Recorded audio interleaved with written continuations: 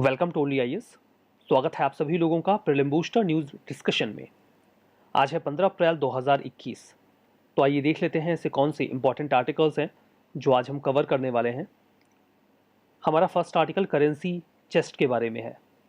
अभी हाल ही में 4.04 करोड़ रुपीस की चोरी का एक मामला सामने आया है। किसने की ये चोरी?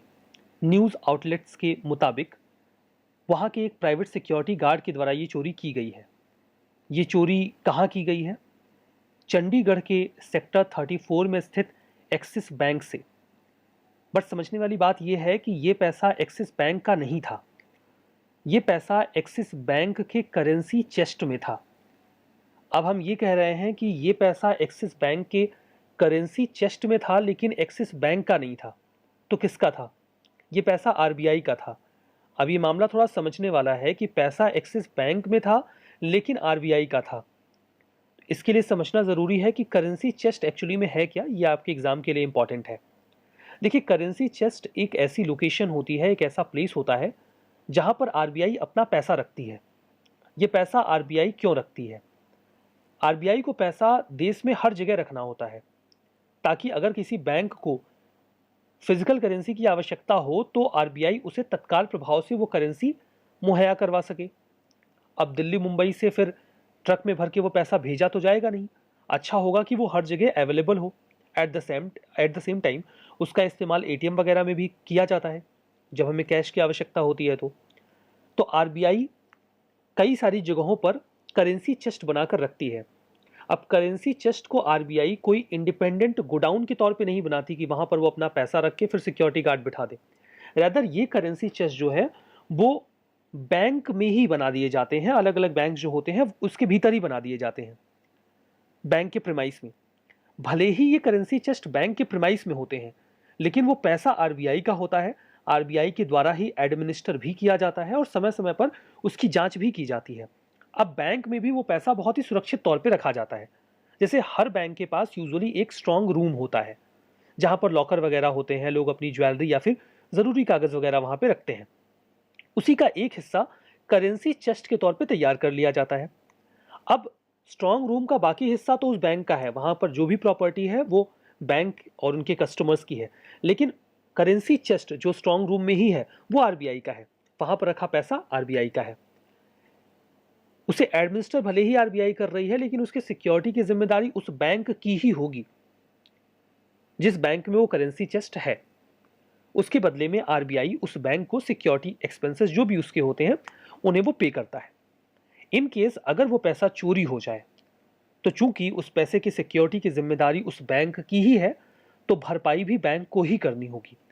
तो आपने अब मामला समझ लिया कि किस प्रकार से ये जो पैसा है वो तो एक्सिस बैंक की फैसिलिटी से चोरी हुआ है लेकिन पैसा आरबीआई का था और इसकी भरपाई भी एक्सिस बैंक को ही करनी होगी बिकॉज सिक्योरिटी की जिम्मेदारी उनकी होती है। तो करेंसी चेस्ट क्या होता है आप ये भी समझ चुके हैं। जो हमारा नेक्स्ट आर्टिकल है वो पोषण ज्ञान के बारे में है। हाल ही में नीति आयोग ने पोषण ज्ञान को लॉन्च किया है। ये एक इनिशिएटिव है। अब ये है क्या? सामान्य भाषा में कहूं तो एक डिजिटल रिपॉजिटरी है। रिपॉजिटरी का मतलब ये होता है कि यहां पर चीजों को जमा करके रखा जाएगा। ये नेशनल डिजिटल रिपॉजिटरी है, मतलब नेशनल लेवल पर हेल्थ और न्यूट्रिशन का जो भी डेटा है वो यहां पर सिक्योर करके रख दिया जाएगा। नीति आयोग ने इसे अकेले लॉन्च नहीं किया है, rather Bill and Melinda Gates Foundation, Centre for Social and Behaviour Change जो अशोका यूनिवर्सिटी के तहत है, इन तीनों लोगों ने मिलकर इसे लॉन्च किया है। यहां पर जो डेटा रिपॉजिटरी के तौर पे तैयार किया जाएगा उसे अलग अलग सोर्स से इकट्ठा किया जाएगा, लाइक मिनिस्ट्रीज जो भी हैं, health and family welfare, women and child development, और जो डेवलपमेंटल ऑर्गेनाइजेशन है उनसे डेटा गैदर करके पोषण ज्ञान इस रिपॉजिटरी में उस डेटा को स्टोर कर दिया जाएगा। फिर उसका इस्तेमाल वेरियस रिसर्च पर्पस से या फिर जो वेलफेयर स्कीम्स वगैरह चलाई जा रही हैं उसके लिए जो डेटा रिक्वायर्ड होता है वहां से निकाल लिया जाएगा। हमारा next article Jallianwala Bagh massacre के बारे में है।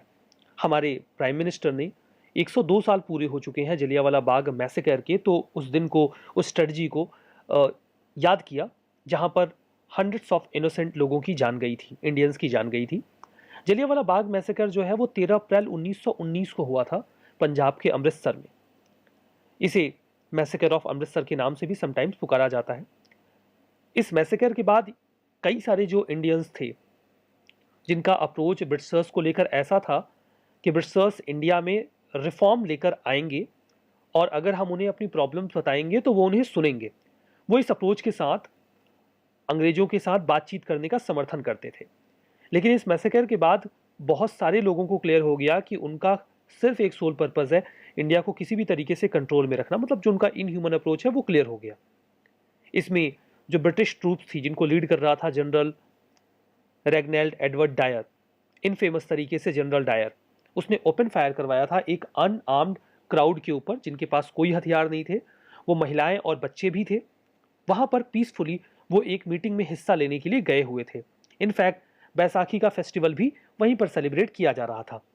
देखिए, जलियांवाला बाग मैसेकर कोई अकेली घटना नहीं थी, इसके पहले बहुत कुछ हुआ था। ये तो 13 अप्रैल 1919 को घटित हुई। उसके पहले 1914 से 18 के बीच में वर्ल्ड वॉर 1 चल रहा था। इंडियंस ने ब्रिटिशर्स को वर्ल्ड वॉर 1 में सपोर्ट किया।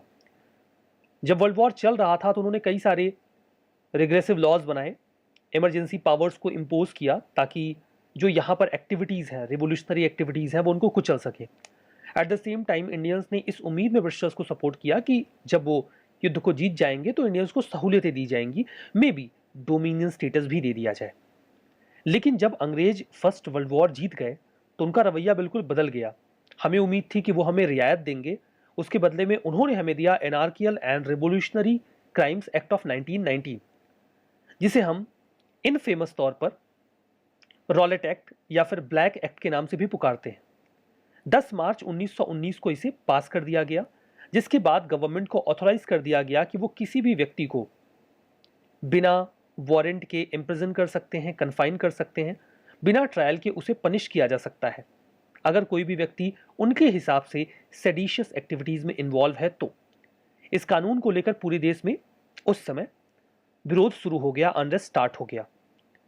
इसी को लेकर दो जो बहुत ही प्रोमिनेंट लीडर्स थे पंजाब के, डॉक्टर सैफुद्दीन किचलू जी और डॉक्टर सत्यपाल जी, वो लोग एक मार्च निकालने वाले थे। चूंकि एक लीडर हिंदू थे और दूसरे मुसलमान थे तो इन्होंने हिंदू मुस्लिम यूनिटी को बहुत वाइड स्केल पर पोर्ट्रे किया। अंग्रेज डेफिनेटली हिंदू मुस्लिम यूनिटी से घबराते थे, तो इसके पहले कि ये अपने मार्च को सक्सेसफुली कंडक्ट कर पाते, इन्हें गिरफ्तार कर लिया गया रास्ते में ही। इन्हें आजाद करवाने को लेकर 13 अप्रैल 1919 को एक क्राउड इकट्ठा होता है जिसमें महिलाएं और बच्चे भी थे। क्योंकि जलियांवाला बाग में बैसाखी फेस्टिवल भी सेलिब्रेट किया जाता था तो ये हुआ कि यहाँ पर क्राउड इकट्ठा होगा ही तो इस मुद्दे पर भी बातचीत हो जाएगी। 10,000 से 20,000 लोग लगभग वहाँ पर इकट्ठा हुए थे और पीसफुल तरीके से बातचीत हो रही थी। लेकिन इन बिटवीन ये जनरल डायर वहाँ पे पहुँचता है अपनी ट्रूप्स के साथ और ओपन फायर का ऑर्डर देता है। बहुत बड़ी संख्या में लोगों की जान जाती है। जो ऑफिशियल डेटा है उनके मुताबिक तो 300-350 लोग मारे गए थे, बट एक्चुअली में जो इंडियन हिस्टोरियंस हैं उनका ये मानना है कि कम से कम 1,000 लोगों की जान गई थी। 120 लोगों की जो डेड बॉडीज़ हैं वो तो एक कुएं से ही निकली थी जहाँ पर लोग अपनी जान बचाने के लिए कूद गए थे। जलियांवाला बाग इंसिडेंट होने के बाद 14 अक्टूबर 1919 को एक डिसऑर्डर इंक्वायरी कमेटी का भी गठन किया गया कि इस मैसेकर के बारे में इवैल्यूएशन किया जाए, जिसे बाद में हंटर कमीशन भी कहा गया। हालांकि इसमें बहुत वैरिंग ओपिनियन आए। कुछ लोग तो ऐसे भी थे जिन्होंने डायर के इस कृत्य को सही भी ठहराया, बट अल्टीमेटली जो पूरा कमीशन था उसने ये माना कि डायर ने जो भी किया वो गलत किया और फाइनली उसे उसके पद से हटा दिया गया और उसे ब्रिटेन वापस भेज दिया गया। रविन्द्रनाथ टैगोर जी ने इसी घटना के विरोध में अपनी नाइटहुड की उपाधि वापस कर दी और महात्मा गांधी जी ने केसरे हिंद की। 1922 में फाइनली अंग्रेजों ने रॉलेट एक्ट को रिपील कर दिया। ये सारी बातें रॉलेट एक्ट और जलियांवाला बाग मैसेकर के बारे में। हमारा नेक्स्ट आर्टिकल गोल्ड हॉलमार्किंग के बारे में है। गवर्नमेंट ने ये बोला कि वो पूरी तरीके से तैयार हैं 1 जून 2021 के बाद गोल्ड की ज्वेलरी और अदर आर्टिफैक्ट के ऊपर मैंडेटरी हॉलमार्किंग के लिए। देखिए, सोने में धांधली कई प्रकार से होती है। कई बार आपको जितना कैरेट बोला जाता है उतना कैरेट सोना नहीं दिया जाता, कई बार कम तौल कर दे दिया जाता है, कई बार एक्सेसिव मिक्सिंग कर दी जाती है और कई बार तो किसी दूसरे मेटल के ऊपर सोने की लेयरिंग चढ़ा दी जाती है। तो कई तरीके से धोखाधड़ी होती है। तो सरकार चाहती है कि जो कंज्यूमर्स हैं वो इस चीज़ से बच जाएं, इसीलिए गोल्ड हॉलमार्किंग का प्रावधान मैंडेटरी तौर पे स्टार्ट किया जा रहा है। एक प्रकार का ये प्योरिटी सर्टिफिकेशन होगा प्रेशियस मेटल्स के लिए। इसके वैसे ये चल तो सन 2000 से रहा है, बट अभी तक ये वॉलेंट्री था। मतलब कोई दुकानदार चाहे तो करे, ना चाहे तो ना करे। लेकिन 2019 में गवर्नमेंट ने ये कह दिया था कि आने वाले 1 साल में सभी जो भी ज्वेलरी बेचने वाले लोग हैं, उन्हें इस बात को इंश्योर करना होगा कि वो मैंडेटरी हॉलमार्किंग करें। मतलब इसमें कहीं कोई रियायत नहीं बरती जाएगी। अब जो ज्वेलर्स होंगे, उन्हें 1 साल का समय दिया गया था कि आप खुद को शिफ्ट कर लीजिए और ब्यूरो ऑफ इंडियन स्टैंडर्ड्स के साथ खुद को रजिस्टर कर लीजिए। फीचर क्या है? देखिए, पहले जो है जब वॉलंटरी हुआ करता था सन 2000 से लेके अभी तक, तो 10 ग्रेड्स में ज्वेलरी जो है वो हॉलमार्क की जाती थी, बट अब केवल 3 ही ग्रेड्स में हॉलमार्क की जाएगी। सोना 14 कैरेट का है, 18 कैरेट का है या फिर 22 कैरेट का है। जो हॉलमार्क्ड गोल्ड ज्वेलरी होगी उसमें 4 तरीके के मार्क होंगे। एक तो BIS का मार्क होगा, एक कितने कैरेट का वो सोना है, उसकी प्योरिटी सही है कि नहीं है, कहाँ वो हॉलमार्क लगाया गया है, और चौथा जो ज्वेलर है उसका आइडेंटिफिकेशन मार्क, ताकि पता चले कि किसने बेचा है। एप्लीकेबल केवल रिटेलर के ऊपर है, मतलब मुझे और आपको जाके अपने सोने को हॉलमार्क करवाने की आवश्यकता नहीं है। जो सोना आपको बेचते हैं रिटेलर्स, उन्हें ये काम करवाना होगा। अगर आप चाहते हैं कि आपकी पुरानी जो ज्वेलरी है उसमें हॉलमार्क लग जाए तो आप जा सकते हैं, कोई दिक्कत की बात नहीं है।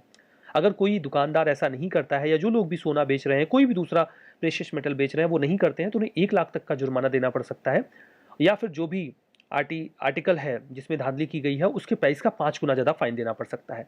एडवांटेज ये होगा कि जो लोअर कैरेटेज की प्रॉब्लम थी, 22 कैरेट बोला, 20 का दे दिया, 19 का दे दिया, तो ये प्रॉब्लम नहीं होगी। धोखाधड़ी नहीं हो पाएगी, प्योरिटी इंश्योर हो जाएगी, कंज्यूमर्स क्वालिटी को लेकर अश्योर हो पाएंगे। अब देखिए, इस बात को भी हमें याद रखना चाहिए कि जो इंडिया है वो दुनिया में गोल्ड का सबसे बड़ा इंपोर्टर है। लगभग 700 से 800 टन गोल्ड एनुअली इंडिया में इंपोर्ट किया जाता है। जो हमारा नेक्स्ट आर्टिकल है वो जजमेंट एंड ऑर्डर्स पोर्टल के बारे में है। जस्टिस DY चंद्रचूड़ जो कि जज हैं सुप्रीम कोर्ट के, एट द सेम टाइम वो चेयरपर्सन है ई कमेटी जो सुप्रीम कोर्ट की है उसकी। उन्होंने एक ऑर्डर पोर्टल और ई फाइलिंग 3.0 मॉड्यूल अभी लॉन्च किया है, जजमेंट एंड ऑर्डर पोर्टल। अब देखिए, सिंपल सा है, ये जो judgement and order search portal है, ये एक रिपोजिटरी है। जो भी जजमेंट वेरियस हाई कोर्ट की तरफ अनाउंस किए गए हैं उनकी, सिंपली किसी भी व्यक्ति को किसी केस के बारे में जानना है तो वहाँ पर जाकर वो उस केस के संबंध में कोई भी जानकारी टाइप करके जानकारी इकट्ठा कर सकता है। नाम, केस का नंबर, जो कुछ भी आपके पास डिटेल है वो आप टाइप कर दीजिए, केस निकल के आ जाएगा। फ्री टेक्स्ट सर्च फैसिलिटी है, मल्टीपल कीवर्ड्स आप यूज़ कर सकते हैं, case number, case type, year, petitioner, respondent, जज का नाम, कुछ भी टाइप करिए, आपको जो भी डिटेल्स हैं उस केस की निकल के आ जाएंगी। तो काफ़ी अच्छा सोर्स बन जाएगा इन्फॉर्मेशन का। ई कमेटी की बात करते हैं तो 2004 में इसे बनाया गया था। उद्देश्य ये था कि ये बताएं कि इंडियन जुडिशरी में इंफॉर्मेशन टेक्नोलॉजी का इस्तेमाल कैसे हो सकता है और एडमिनिस्ट्रेटिव रिफॉर्म कैसे करें। ये चीफ जस्टिस ऑफ इंडिया को असिस्ट करेंगे कि वो नेशनल पॉलिसी को फॉर्मुलेट करने में हेल्प करें कि जो जुडिशरी है उसका कंप्यूटराइजेशन कैसे किया जाए। इसी उद्देश्य से ई कमेटी का गठन किया गया था 2004 में। हमारा next article India energy dashboard के बारे में है। हाल ही में जो गवर्नमेंट का थिंक टैंक है नीति आयोग, उन्होंने इंडिया एनर्जी डैशबोर्ड वर्जन 2.0 या 2.0 लॉन्च किया है। इसका जो पहला वर्जन था, वर्जन 1.0, वो मई 2017 में लॉन्च किया गया था। इंडिया एनर्जी जो डैशबोर्ड है IED, ये एक सिंगल विंडो एक्सेस प्रोवाइड करवाएगा एनर्जी डेटा के लिए। मतलब जो भी एनर्जी का डेटा इंडिया में है, अलग अलग लोगों के पास होता है, like Central Electricity Authority, Coal Controller Organisation, Ministry of Petroleum and Natural Gas, इन सभी के पास जो एनर्जी का डेटा है वो होता है। तो वो सब एक जगह पे सिनर्जाइज कर दिया जाएगा, जिसका इस्तेमाल रिसर्च पर्पज से या अदर पर्पज से किया जा सकेगा। तो ये सारी बातें हमने यहाँ पे कवर कर ली हैं। यहाँ पर कुछ स्टेटमेंट है, आपको ट्रू एंड फॉल्स बताना है। इंडिया सेकंड लार्जेस्ट इंपोर्टर है गोल्ड का चाइना के बाद। करेंसी चेस्ट एक ऐसा प्लेस होता है जहाँ पर RBI मनी को स्टॉक करती है बैंक और ATMs के लिए। हंटर कमीशन, इसको काम दिया गया था कि ये इंडियन प्रिंसली स्टेट्स और ब्रिटिश गवर्नमेंट के बीच की रिलेशनशिप को इंक्वायर करें। इंडिया एनर्जी डैशबोर्ड ये सिंगल विंडो एक्सेस प्रोवाइड करवाएगा एनर्जी डेटा के लिए पूरे देश में। बताइए कौन सा स्टेटमेंट यहाँ पर सही है, कौन सा गलत है। तो चलिए आज के इस सेशन में बस यहीं पे रुक जाते हैं। बहुत बहुत धन्यवाद।